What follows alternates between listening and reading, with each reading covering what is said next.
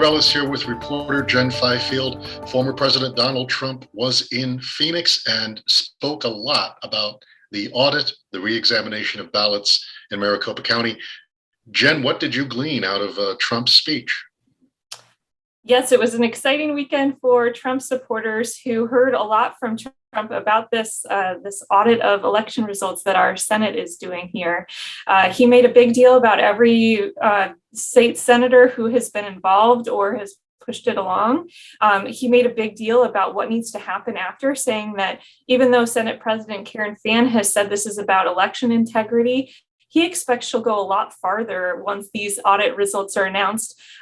Not sure what he means by that, but there's many, including Senator Wendy Rogers, who are calling for the election to be decertified already based on the preliminary results we heard from a hearing that presented lots of false claims about the election, but no real facts. Yeah, and I guess those claims that were presented in that hearing amplified by the former president on a stage in front of his supporters. And I'm not sure whether the fact checking that's done by the county, by publications like ours, makes a difference to that crowd. Trump also seemed to have some negative words for Governor Ducey. He also pointedly mentioned Attorney General Mark Brnovich, correct? Yeah, he seems to be making the point that if the audit comes out and there's results and Mark Brnovich does not do anything about it, then perhaps Brnovich's future career in politics, he won't be seeing Trump's endorsement. And there's a lot on the line for people that are silent about the audit right now. And that kind of brings us to an internal conflict inside the audit itself about what this is all about and what the audit is seeing and what these results are going to show.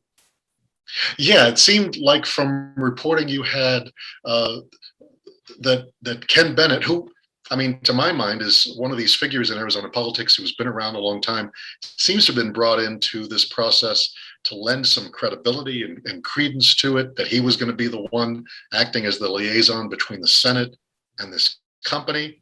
But your reporting showed that he was locked out, unable to access the building where the Senate ordered count was taking place, correct?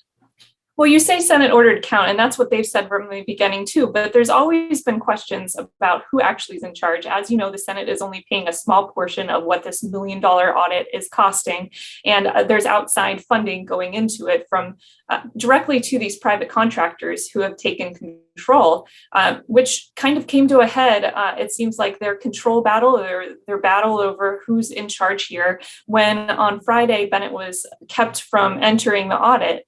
Now, there's a lot progressing as far as this, but it seems like Ken Bennett is trying to decide how to move forward and how to represent the Senate, and emphasizing that he wants this to be about what's really showing in the results and not perpetuating more false claims about the election. He wants this to be about integrity, and he's trying to decide if he stays involved, whether he can claim that this was about integrity. So we're going to see this week how this plays out as far as if he's continuing to represent the full audit and Cyber Ninja's the lead contractor, if he's backing off and only presenting portions of what they find in the audit.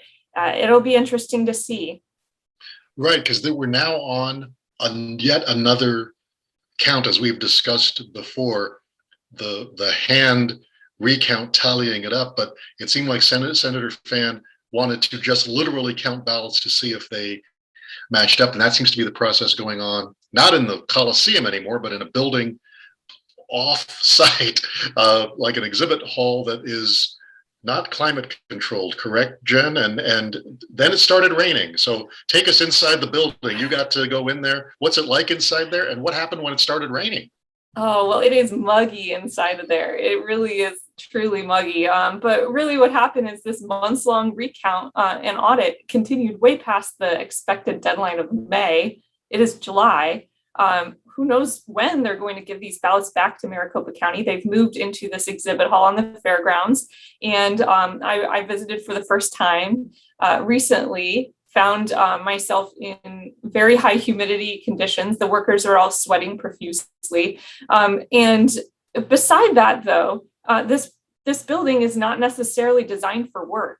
it says in the contract that they're supposed to be using this for storage only. So when it started storming last week, it started leaking. The roof started leaking. Who knows, if they keep this building completely safe and secure from the outside elements. We've been told that the ballots were not damaged, that we watched on the live stream as they quickly moved them aside, wrapped them with wrap, and they said that everything is fine now. Obviously, who knows when it'll storm again? We're in Arizona. So it looks like the ballots have survived for now. Right. We ended up with a monsoon season that is historic for a lot of reasons. And there's a watermark joke to be made about the ballots, but I won't make it. Jen, good to see you, and we'll wait for the next update. Thank you.